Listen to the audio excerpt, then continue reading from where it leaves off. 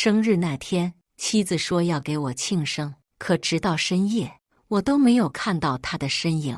凌晨3点，我刷到他初恋的朋友圈：“爱你的人永远记得你的生日。”配文是2人的甜蜜合照。我打去电话，却传出他初恋的声音：“小柔睡了，有事明天再说吧。”结婚6年，他总是为了初恋，一次又一次地抛下我，欺骗我。而这次，在我和他初恋之间，他又选了初恋。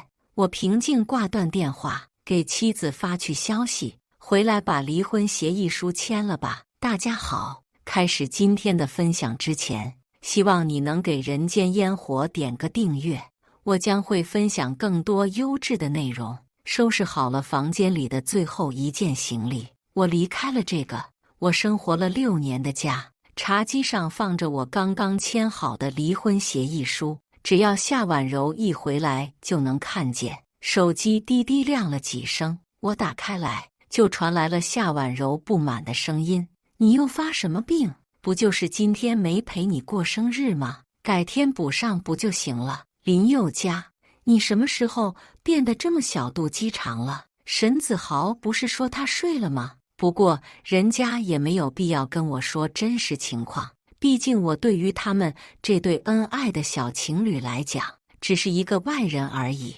我有些酸涩地张了张口：“我小肚鸡肠，是不是要等你躺到别的男人床上的时候，我也要心甘情愿地咽下这口气？”林宥嘉，你的嘴巴说话能不能干净点？我和子豪只是正常的朋友关系，结婚这么多年，我什么时候瞒过你？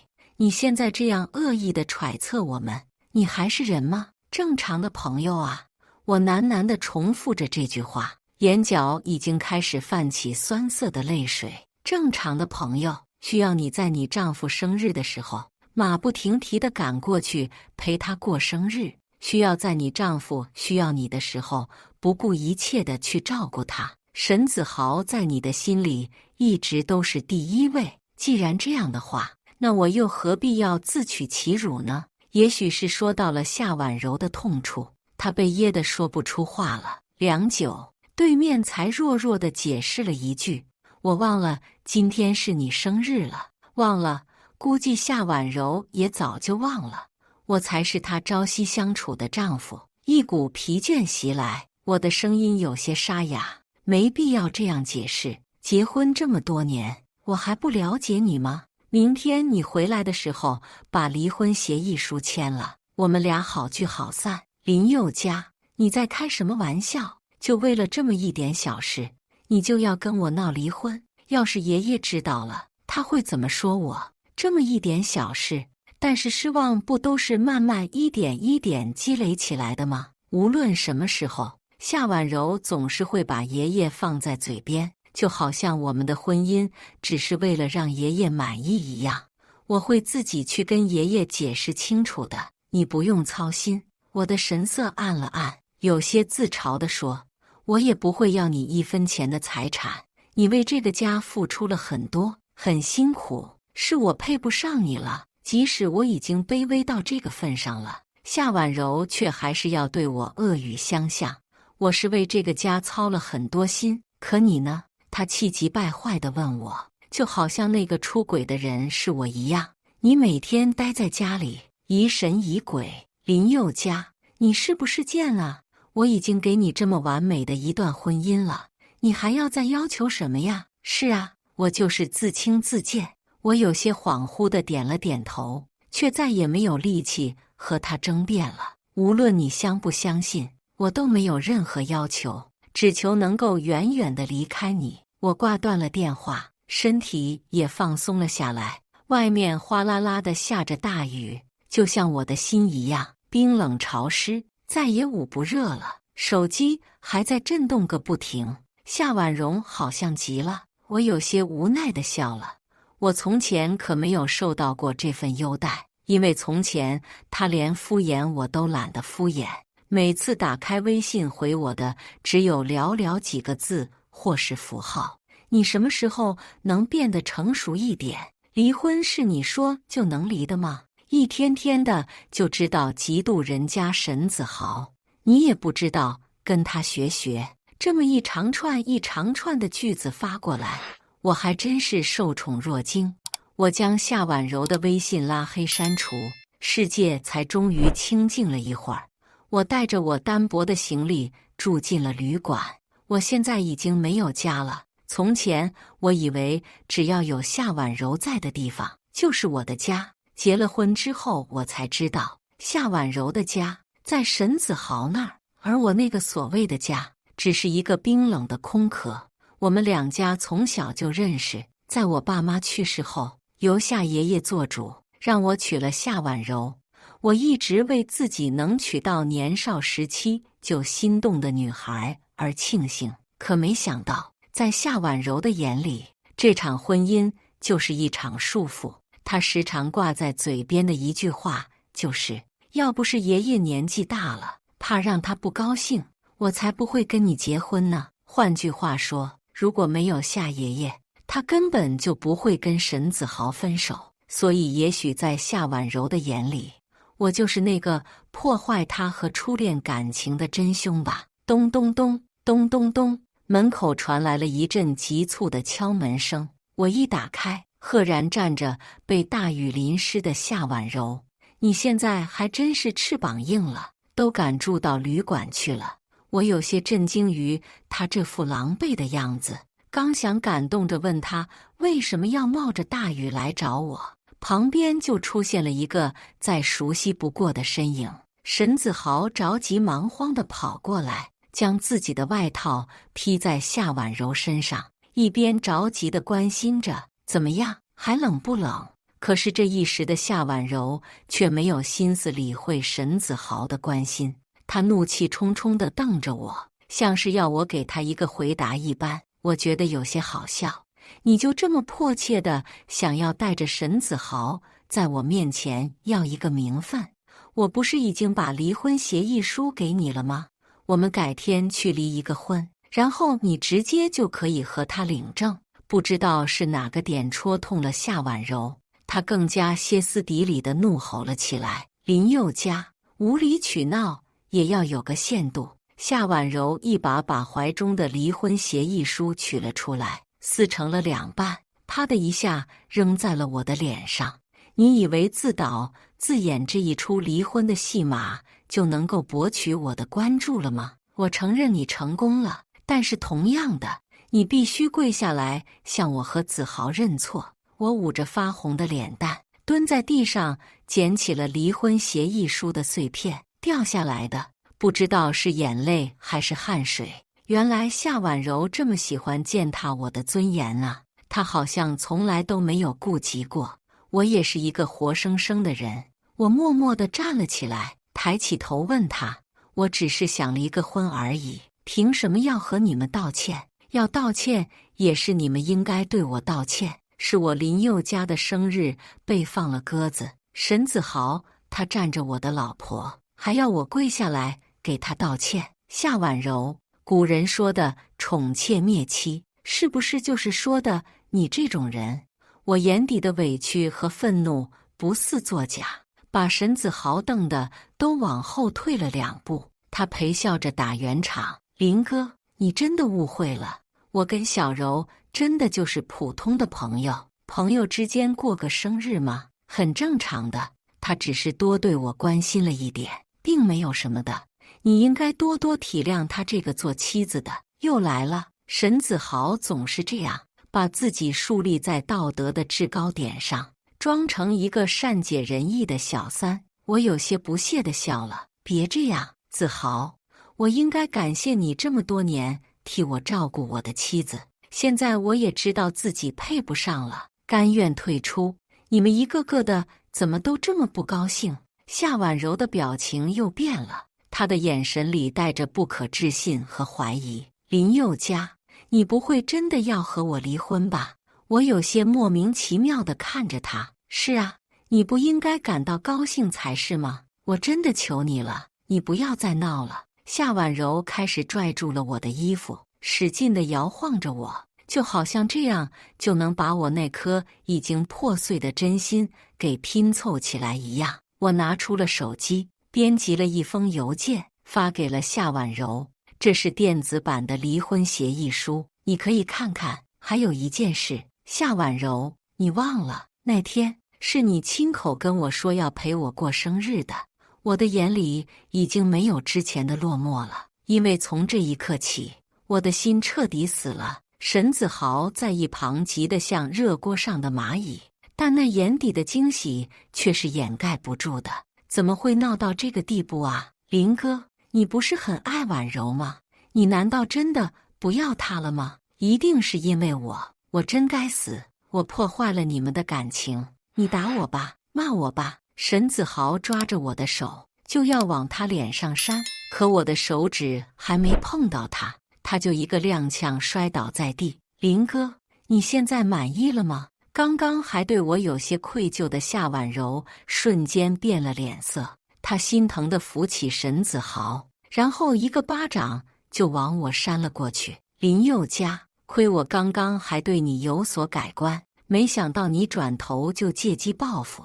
我早该料到你就是一个心思歹毒的小人，你不就是想离婚吗？我满足你，不过你要先跪下来跟子豪道歉。如果他不原谅你，你就一直跪着。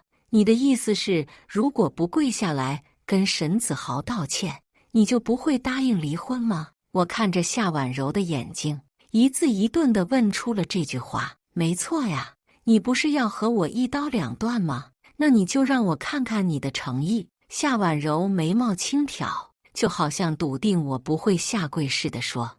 我看到了沈子豪躲在一旁得意的眼神，露出了一抹无奈的笑容，然后跪了下来。沈子豪，虽然刚刚我没有碰到你，你就摔倒了，但是介于是在我的门口让你受了伤，我还是向你诚挚的道歉。沈子豪几乎立马就慌了，因为我一下子就把真相说了出来，他还怎么继续在夏婉柔身边装绿茶呀？林哥，你这是什么话呀？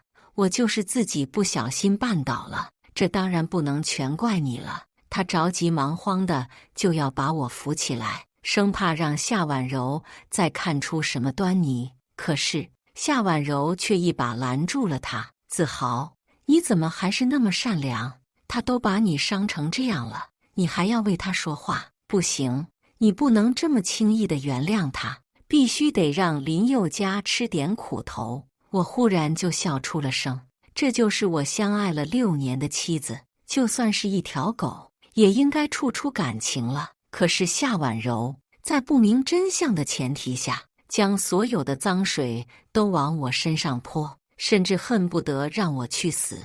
我忽然就不想陪他们演了。我轻轻拍了拍膝盖上的尘土，站了起来。夏婉柔的神色立马黑了下来。谁允许你站起来的？子豪还没有原谅你，你倒是脸皮厚得很。我有些好笑地看着他，除了指房顶上的摄像头说，你要是不相信我说的话，大可以去找大堂经理调一下监控。是沈子豪主动拿着我的手铐上去的，我连碰到都没碰到他。看了我坚定的眼神，夏婉柔犹豫了一下，可随即沈子豪便故作委屈地说道：小柔，你要是不相信我的话，就去调监控吧。可能你也是太为难林哥了，他才会那么说。他的额头已经渗出丝丝冷汗，但我知道，如果不让夏婉柔知道真相的话，我就要一辈子被扣上这顶恶毒的帽子。我走出了门外，夏婉柔在后面追着我问道：怎么现在又不想离婚了？离了我活不下去了。林宥嘉，你以为我真的有空陪你一天天的在这演戏？我告诉你，你今天浪费的时间，我之后都让你还回来。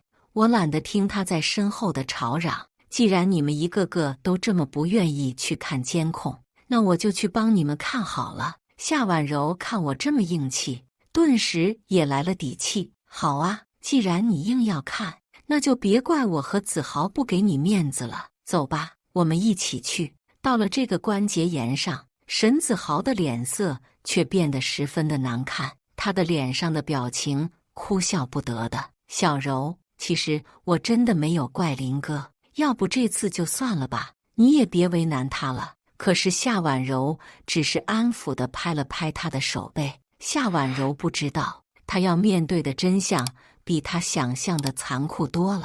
沈子豪最终还是跟着我们一路跌跌撞撞地走进了监控室。他还想要拖延些什么，但是可惜的是已经来不及了。大堂经理在听到我们的诉求之后，爽快地打开了监控室，画面中赫然清清楚楚地播放着我丝毫没有碰到沈子豪，然后他就自己摔倒在了地上。夏婉柔脸上的表情有些尴尬，但是也仅仅只是尴尬而已。我叹了口气，现在可以好好的离婚了吧？沈子豪在一旁不敢说话，但夏婉柔依旧不肯放过我。就算你没有心的沈子豪，但谁知道这是不是一个巧合？你必须给我一个离婚的理由，否则我不会同意的。和夏婉柔纠缠了这么久，我感觉真的好累好累。我挣脱开他那只紧紧抓着我的手，有些疲倦地抬了抬眼，拿出了手机，打开了我们这些年的聊天记录。我们结婚的那一天，你晚上没有陪我，因为沈子豪在雨中淋了一夜，发了高烧，你忙着去照顾他。结婚1周年纪念日，你没有陪我回来过，因为沈子豪说他心脏疼，有点想你了，所以你赶去陪他了。我生日那天，你前一天晚上还说要陪我过生日，结果却去陪沈子豪过了生日。除了这些，还有无数个日日夜夜，你因为你的初恋抛下我的事情，你都忘了吗？既然你一开始心里的选择就不是我，又为什么要答应爷爷和我结婚呢？如果你只是单纯的想折磨我，6年的时间，我想我也应该还了你的债了。夏婉柔，曾经的我深爱你，但是我现在真的累了，我求求你放过我好不好？也许我眼中的真诚不似作假。夏婉柔终于开始慌了，但是我又不懂她为什么要觉得慌乱呢？她根本就不爱我。宥嘉，你听我说，我心里面不是那样想的。这些年和你相处了这么多天，我已经有你了，我就是性子太急了，有的时候习惯性的会答应沈子豪的请求，但是这些我都是可以改的。我已经开始慢慢喜欢上你了，我以为我们的一切才刚刚开始，所以我刚刚才那么不想和你离婚。那天晚上我是真的想要陪你过生日的，但是我后来你一提离婚的事情，我就故意赌气了。夏婉柔的眼角泛着泪光，在我看来是多么的可笑，像个小丑一样，就单单凭他几句这么不痛不痒的话，就可以定义他6年来对我的冷暴力和伤害了吗？沈子豪在一旁不可置信地瞪大了眼睛，他一直以为在夏婉柔的心目里，他始终都是第一位。结果现在这个女人亲口告诉他说，这一切只不过是因为一种习惯，因为跟我结婚的缘故，夏婉柔早就不要他了，而是喜欢我。沈子豪怎么能够接受的了？他有些无措地抓住了夏婉柔，不敢置信地问她：小柔，你什么意思？你的意思是这些年来你从来没有爱过我，只是当作一种习惯？夏婉柔慌忙地挣开了他，随即用力地点了点头。当初和你分手的时候，我们也确实没有感情了，只不过刚好爷爷让我和林宥嘉结婚，我怕你觉得我是因为出轨才分手，所以才一直对你有所照顾。解释到这，我又笑了起来。原来这一切都是你的计划呀，夏婉柔，你觉得把我们2个男人玩弄于股掌之间很有意思吗？起码我们2个都是把真心交付给你的人，你一句不爱了就可以想抛弃就抛弃，你当我们是什么？是玩具吗？夏婉柔焦急地摇着头，不是的，宥嘉，你听我解释，我都是真心的爱过你们两个的，只不过我表达的方式有些不对，让你们受了伤。我以后都可以弥补的，我会好好弥补你的。宥嘉，请你不要离开我。我含着泪甩开了手，来不及了，这一切都来不及了。夏婉柔，道歉的话留给下辈子再说吧。我头也不回的离开了这里，离开了夏婉柔，也离开了这段我坚守了6年的婚姻。夏婉柔也没有再强求我，也许她也知道自己不是一个好女人了。我直接飞去了澳洲，在那里我当起了外教老师，一边旅行，一边学习，一边上课，放空自己。我借宿的房东太太和我一样是华人，在异国他乡遇到国人，总是有一种莫名的归属感。房东太太的女儿和我年纪相仿，叫洛莎。虽然在这个年纪，在国内早就被催婚了，而我更是已经结束了一段6年的婚姻，在澳洲却是个正值青春年华的大好年纪。我时常给洛莎讲我的故事，这个小姑娘也十分不明白，为什么我年纪轻轻就离了婚，还遇上了那么一个渣女。我只好告诉她，因为真正的爱情并没有你想的那么美好，能遇到一个真正对的人是很不容易的。每当这个时候，洛莎总是认真地盯着我的眼睛。林宥嘉，其实我觉得你是个很有魅力的人，我喜欢你，所以你不用常常觉得自卑。我总是把这当成对我的一种安慰，一笑而过。直到那天我上完外教课回来，路上居然下起了大雨。更糟糕的是，我连把伞都没有带。正当我考虑是不是要冒着大雨赶回去时，洛莎就像小天使一般出现在我的眼前。惊不惊喜，意不意外？我是来接你回家的，林宥嘉同学。回家，我已经很多年没有感受过这个词汇的温度了。和夏婉柔结婚的那6年里，我回到的永远只有一个孤单的冰冷的房子，里面有一些简单的家具，甚至不能称上一个家。我愣愣地看着眼前笑着的女孩，竟然从来没有发现她居然这么迷人。洛莎在我眼前比划着，该不会是高兴傻了吧？林宥嘉同学，我的意思是，既然我都冒着这么大的雨来接你回家了，你是不是应该成为我的家人？我和洛莎在一起了，其实我很纠结，因为我总是担心自己配不上他。用我们中国的话来说，像我这样的二婚男人是没有人要的。我把我的想法如实地告诉了洛莎。洛莎歪着头，有些无奈地问我，小林同学，你们国内的思想还是太古板了。你之前是遇到了一个错的人，只是和他拥有了一段法律上的婚姻关系，为什么在国内就算是老男人了？放心吧，我和我的家人永远都不会抛弃你的。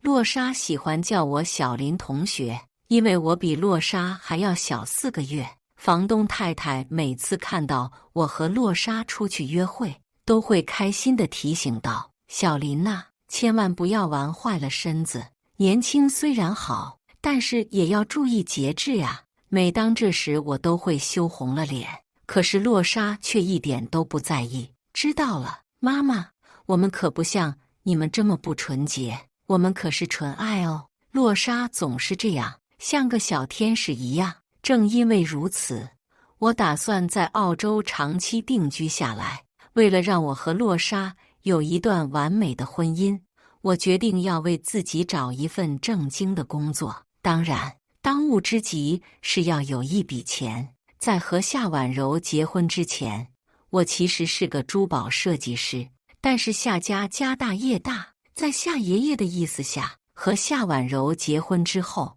我就再也没有了自己的生活，也没有了自己的爱好。我的工作就是一天24小时围着夏氏公司和夏婉柔转。夏婉柔也许自己也没有想到，她每天的便当还有公司的账务报表都是我为她整理的。我拿出了几份我在刚毕业那几年，自己心血来潮设计的珠宝，那是我设计的几对婚戒。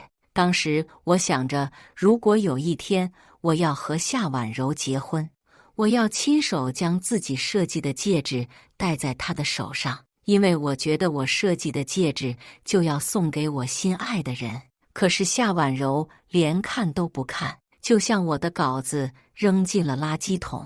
这些上不得台面的东西，以后不要拿给我看了。我们是大户人家，只戴高端珠宝，就你这些不入流的设计，难道还比得上顶端奢侈品牌？我心碎地将这些稿件重新收了起来，从此以后锁进了保险箱，再也没有拿了出来。如今到了国外，到了另一个舞台，我想要再碰碰运气，也算是为我年轻时的梦想有一个着落。出乎我意料的是，国外的一家珠宝公司很快就看中我的稿件，老板非常爽快地付了我1000万的定金，并且聘请我长期担任他们家的珠宝顾问。这是一家新上市的珠宝公司，正是缺人才的时候，我欣然应允，当天就签了合同。我把这件事情告诉了洛莎，她也很为我高兴。就是提到婚戒的时候，小洛莎有些不高兴，我只好无奈地安慰她：放心吧，我的小公主，等到你结婚的那一天，我一定会亲手为你设计一对最漂亮的婚戒，是属于我们2个人独一无二的。珠宝公司的老板很快就设计好了新品发布的方案，不到1个月的时间，我的线稿就已经从稿件变成了实体。老板带我和洛莎参观了新品的仓库，看到了那对婚戒在阳光下熠熠生辉的样子，洛莎也忍不住赞叹了：小林同学，你的前妻还真是幸福，不过幸好她把你给抛弃了，要不然我也不会遇上你这么好的人。我爱怜地摸了摸她的头，告诉洛莎：你不用羡慕她，你是独一无二的，也是我命中注定的。老板告诉我们，由于他们是新公司上市，需要足够的噱头，所以他们举办了一场拍卖会，邀请了国内外的各界大佬，其中最珍贵的那款婚戒将会作为压轴拍品，届时会邀请我们一起参观。我高兴地点了点头，带着洛莎一起回了家。回到家后一片漆黑，洛莎刚摸到灯的开关，我们一家人就放起了礼炮 ，surprise 我的小公主。我从口袋里掏出了前2天刚定制好的婚戒，打开跪在了洛莎的面前。我的洛莎小公主，我知道你等这一天已经很久了，我今天在这里向你求婚。我的意思是你不用去羡慕之前的什么人，你就是我的独一无二，你也是我的唯一。洛莎激动地抱住我，还有房东太太和洛莎的爸爸，在我们一家人的见证下，我和洛莎在一起了。我终于把那枚心爱的戒指戴在了心爱的人的手上。到了约定的时间，我们按时去参加了那场拍卖会。不过由于囊中羞涩，我们只是看个热闹，毕竟这里的拍品少说也要个百十上千万的。终于轮到了我的那枚婚戒了。不得不说，这一家新上市的珠宝公司用材还是很用心的。那枚戒指在灯光的照射下闪闪发光，仿佛人间珍品。台下有不少大佬都跃跃欲试，估计是想为自己的老婆赢下这一枚戒指吧。主持人立马开始介绍，这一枚戒指呢，名叫做星月相邀，是我们本公司本次拍卖会的最后一件最有价值的拍品，也是最有意义的一件。它代表了新婚夫妇的心心相印，也蕴含了设计师巨大的心血。这枚戒指的设计师呢，本来是想把这一枚戒指送给自己的新婚妻子的，但是很可惜的是，他的妻子并没有珍惜，所以这一次将由我们来把这份幸福传递下去。让我们来看看究竟是谁想要得到这一份最珍贵也是最无价的祝福呢。300万起拍，竞拍越来越激烈。我没有想到的是，价值已经来到了1000万。那位说要用1000万拍下这枚婚戒的，是一位女老板。不管是身形还是面容，都让我有一种说不出的熟悉感。好的，夏氏集团的夏总出1000万拍下这枚戒指，还有更高的吗？1000万1次，1000万2次，1000万3次。好的，恭喜夏婉柔，夏总夺得了这枚象征幸福与美好的戒指。夏婉柔，时隔多年，我又终于听到了这个名字，和记忆里的面容早已不同。夏婉柔整个人透露出了疲惫和老练，已经再也不是我记忆里那个阳光活泼的少女了。也许是巧合吧，我心里想着，拉着洛莎就出了拍卖馆。在外面的一众豪车当中，我们俩显得格格不入。不过我们并不自卑，因为我身边已经有了爱的人。一双高跟鞋在我的面前停下，我有些愣神地抬起了眼。夏婉柔，你找我有什么事吗？夏婉柔也很惊讶，她的眼神里是说不出的失落，但是表面上又是那一副强撑着的自信。刚好来澳洲出差，听说你在这边，就想顺便来看看你。毕竟我们好歹也做了6年的夫妻。一听到这话，身边的洛莎瞬间警觉了起来。小林同学，现在的妻子是我，你找她有什么事吗？洛莎像是宣誓主权般牵起了我的手，和我十指相扣。我们的婚戒十分刺眼，想必也是刺痛了夏婉柔的眼睛。她没有再多说什么，径直离开了。洛莎这才放松了下来，长叹了一口气。刚刚真是吓死我了，我还以为那个坏女人要过来把你抢走呢。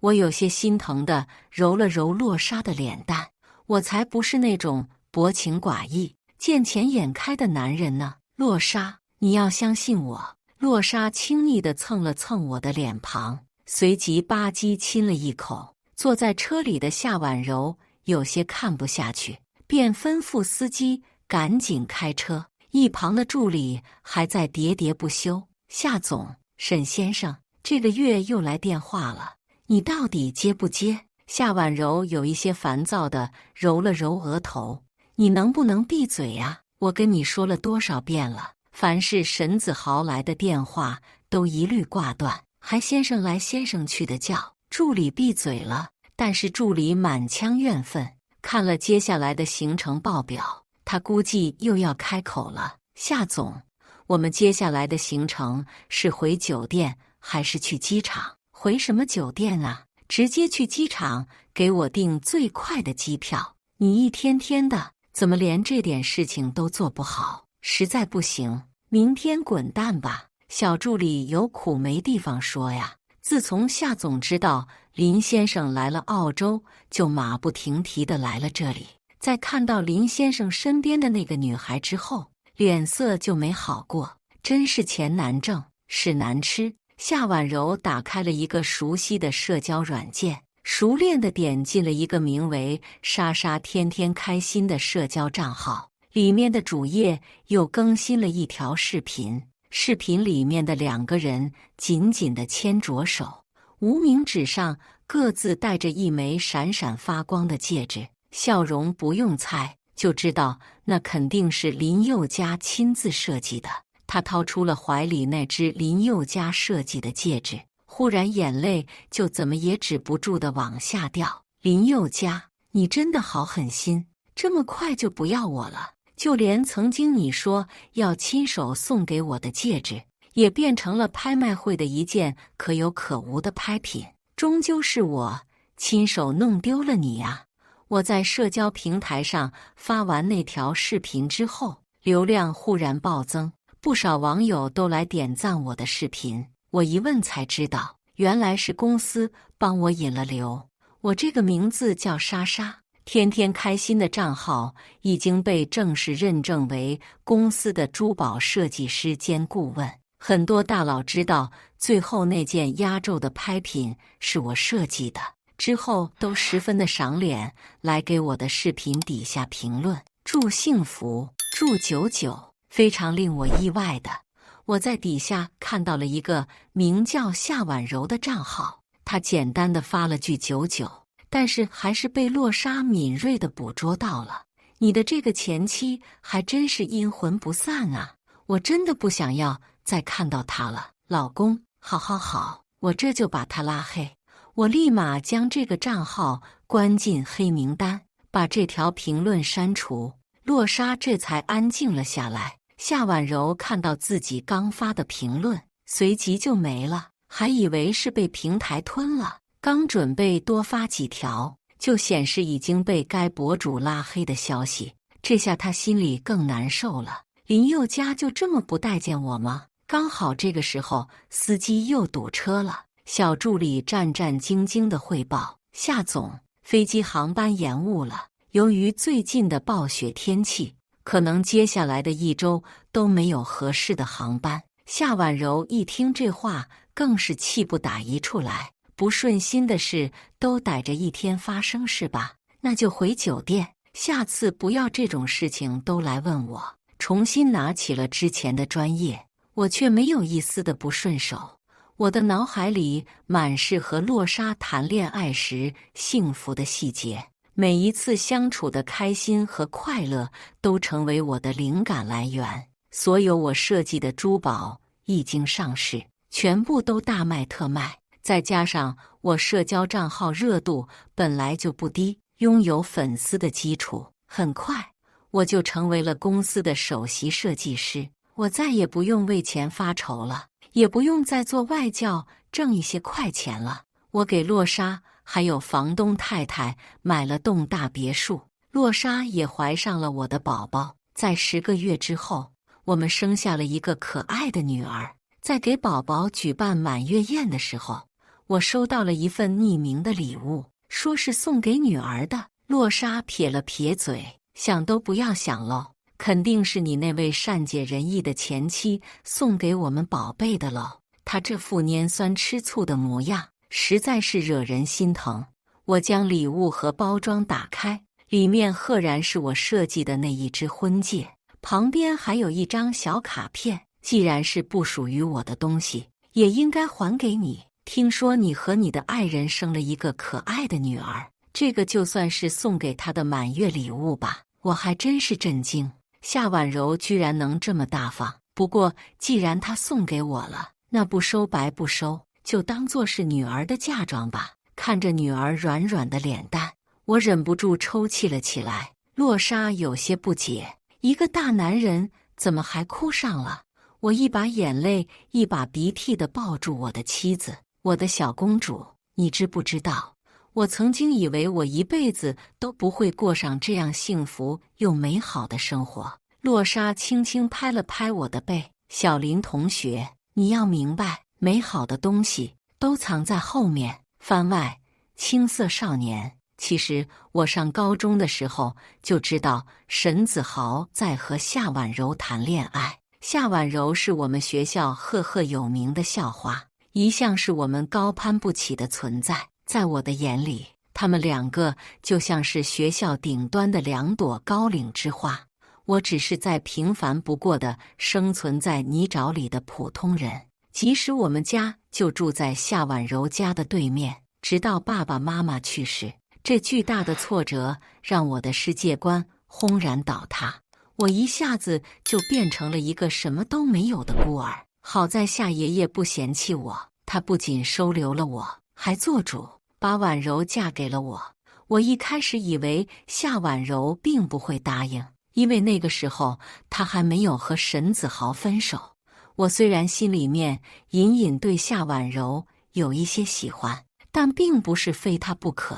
我也不想强求别人，我主动找到夏婉柔，说明了这件事情。可是夏婉柔却说，爷爷年纪大了，我不想让他不高兴。其实我也并不是很反对这桩亲事，只要你结婚之后老实过日子就行。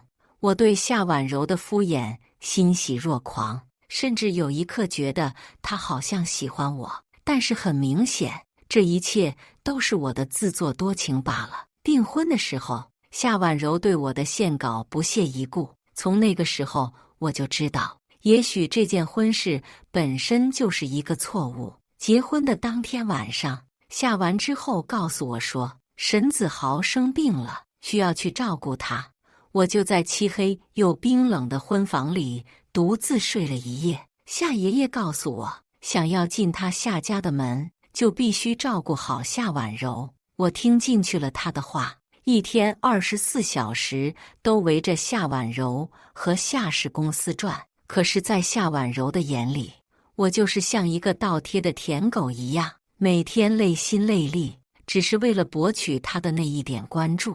我曾经听到夏婉柔毫不避讳地在和朋友谈起我时说，林宥嘉呀，你们看他像不像一只狗啊？只要我扔一根骨头，他就往哪跑，跟个畜生似。要不是老爷子的要求，我才不会把他放在眼里。从那个时候起，我就已经很清楚我的定位了。是啊，我吃夏家的，用夏家的，所以夏婉柔这样说我也没有理由反驳她。但是夏婉柔不应该一次又一次地给我希望，就好像有的时候我好像也以为自己被爱了一样。夏婉柔说要给我过生日的那一天，我的心里不知道有多高兴，可是到最后结果还是一样的，什么都没有，什么都是假的，什么都是我自作多情。这么多年来的缺失和害怕，我真的再也受不了了。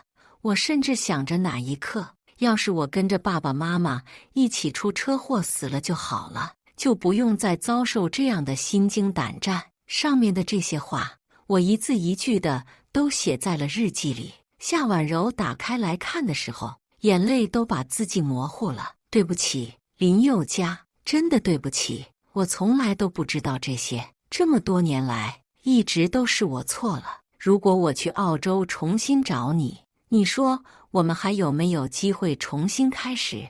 以上就是今天分享的故事。大家有什么想说的、想吐槽的，欢迎在下方评论交流。也更希望能给人间烟火点个订阅，我将会分享更多优质的故事内容。